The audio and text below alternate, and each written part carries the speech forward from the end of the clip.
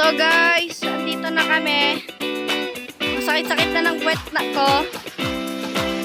Ayun yung mga motor namin sa baba. Doon na rin namin pinarada. At paakyat na kami. Ang init-init. So ito, naglalakad kami pataas. Ewan ko kung gaano pa kalayo to. Diyos ko, Napipiwongan Falls. Ang layo mo naman pala. And 2 hours na kaming nagbiyahe. Kaya sakit ng puwet ko.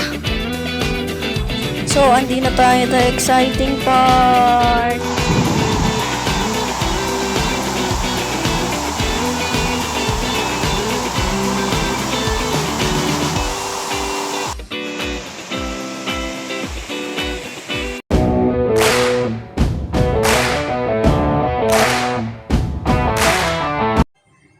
And this is the end of my video. Thank you for watching.